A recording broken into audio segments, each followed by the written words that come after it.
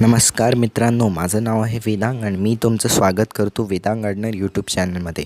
आजच्या व्हिडिओमध्ये मी तुम्हाला सांगणार आहे की जे पण आपले घरी फुलाचे झाडं असतात, सगळे प्रकारचे फुलं म्हणू शकतात, ते सगळ्या फुलांच्या झाडांची काळजी कशी घ्यायची तर ते मी आज डिटेलमध्ये सांगणार आहे। तर व्हिडिओला शेवटपर्यंत नक्की पाहाल आणि आपल्या चॅनलवर नवीन असाल चॅनलला सबस्क्राईब करून बेल आयकन नक्की दाबून द्या। चला आपण व्हिडिओला सुरू करूया। हे जे आहे कोणत्या कोणत्या फुलावर केअर टिप्स वापरू शकतो आपण, जे सदाबहारचे असतात, छोटी चांदणी वगैरेचे असतात, गुलाबाचे आपले झाडं असतात, जास्वंदाचे झाडं असतात, जास्वंदावरही वापरू शकता, गुलाबांवर वापरू शकता। मग कनेरचे जे झाडं असतात त्याच्यावरही वापरू शकता, कनेरची फुलं खूप चांगली असतात।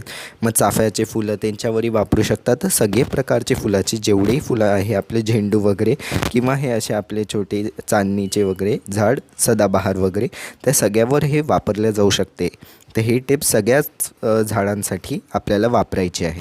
सगळ्यात पहिली केअर टिप आहे मित्रांनो की यांना जे खत टाकायचं असते झाडांना, तर NPK सगळ्यात पहिले लागतेला, नायट्रोजन, फॉस्फरस, पोटॅशियम। तर नायट्रोजनमध्ये आपण मित्रांनो शेणखत, किचन वेस्ट किंवा गांडूळ कंपोस्ट ज्याला म्हटलं जाते ते वापर। तर हे दर 15 दिवसांपैकी तुम्हाला एकदा टाकत राहायचं आहे तुमच्या झाडाला। चांगल्याने माती काढून घ्यायची वरच्या लेअरची, जोपर्यंत मुळं दिसत नाही झाडाचे। जेव्हा तुम्हाला मुळं दिसत आहे झाडाचे तिथे चांगले शेणखत वगैरे टाकायचं आहे आणि मग त्याच्यावर परत माती टाकून द्यायची। हे दर 15 दिवसात तुम्हाला करायचं आहे। अजून मित्रांनो, जे शेणखत आहे, किचन वेस्ट कंपोस्ट किंवा गांडूळ खत, वर्मी कंपोस्ट ज्याला म्हणतात, तर ते सगळे खत घरी कसे सोपे पद्धतीने त्याची मी डिटेलमध्ये चॅनलवर व्हिडिओ टाकलेले आहे। ते एंड स्क्रीन किंवा डिस्क्रिप्शन बॉक्समध्ये तुम्हाला व्हिडिओची लिंक मिळून जातात। तर या व्हिडिओ झाल्यानंतर त्या व्हिडिओनाही नक्की पाहाल मित्रांनो। तर आता NPK मध्ये आपलं नायट्रोजन झालं आहे मित्रांनो। नायट्रोजन अशा प्रकारे झाडाला द्यायचं आहे। मग आता आपण सेकंड याच्यावर आहे पोटॅशियम। पोटॅशियमला म्हटलं जाते, तर याच्यासाठी मित्रांनो बनाना पील फर्टिलायझर वापरू शकता। जे केळीचे टरफल असतात ते झाडामध्ये डायरेक्ट टाकू शकता, म्हणजे थोडंसं तुम्हाला माती हलकीशी काढायची असते। अजून जे केळाचं आपलं टरफल आहे ते मातीत दाबून द्यायचं, अजून मग त्याच्यावर हलकीशी माती खाली त्याला दाबून द्यायचं। तर याने स्लो रिलीज पोटॅशियम मिळत राहील झाडाला।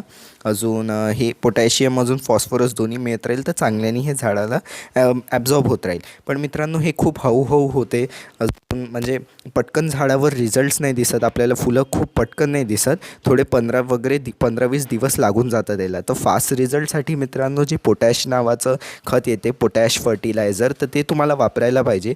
ते 15 दिवसांमधनं झाडाला टाकायचं आहे। हे जे आपले घराजवळचे नर्सरीज असतात तिथेही असतात, किंवा तिथे नाही मिळालं तुम्हाला तर ऑनलाईन पण ॲमेझॉन किंवा फ्लिपकार्ट कुठेही तुम्हाला इझिली मिळून जाईल। ते पोटॅश जे आहे मित्रांनो ते आपल्याला विकत घ्यायचं आहे आणि मग ते झाडात वापरायचं आहे। मग आता मित्रांनो, पोटॅशियम वगैरेसाठी जे राख वगैरे असते, जसं आपण घरी अगरबत्ती वगैरे लावतो, तर त्याची राख किंवा कोणतेही लाकडी वगैरे किंवा काही कचरा वगैरे जाळल्यावर जी राख उडून जाते मित्रांनो, वूड ॲश म्हणू शकता, तर ती वूड ॲश पण तुम्ही तुमच्या झाडांना टाकू शकता। याने पण पोटॅशियम, फॉस्फरस खूप चांगल्याने मिळून जाते। तर अशा प्रकारे मित्रांनो आपलं जे NPK आहे ते कंप्लीट होऊन जाते।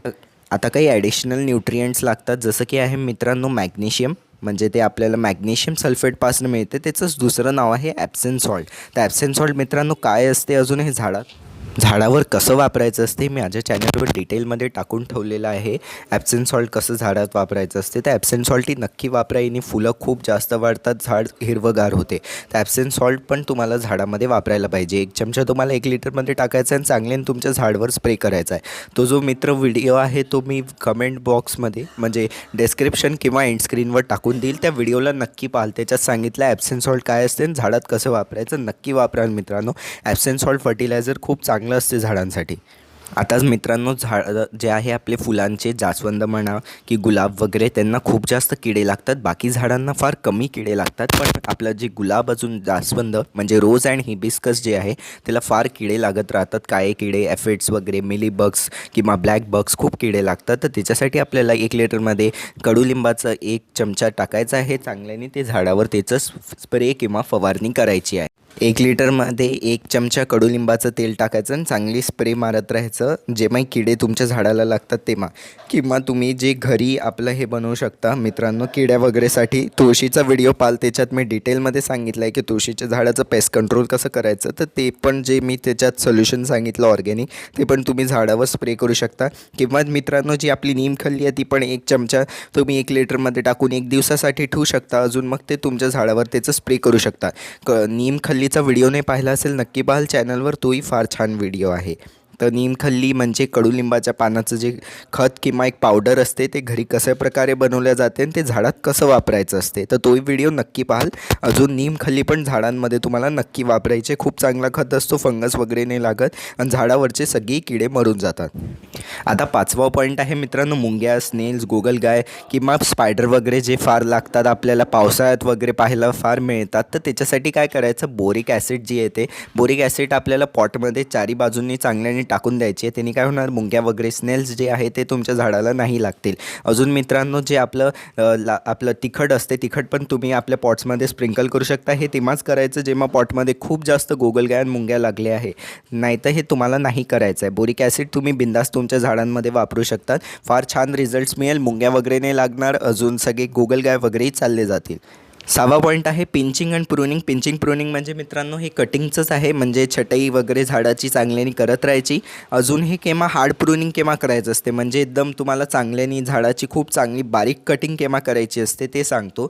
जेव्हा मित्रांनो कोणतेही फुलं नसतील तुमच्या झाडावर ते करायचं, आणि जसं पाऊस संपला आहे त्याच्यानंतर तुम्हाला एकदम हार्ड प्रूनिंग झाडाची करून द्यायला पाहिजे. पावसाळ्यात नाही करायला पाहिजे, कारण पावसाळ्यात झाडाचं वाढण्याचा पिरियड असतो, तर झाड फार चांगल्याने वाढतो, म्हणून याची कटिंग तेव्हा नाही करायची.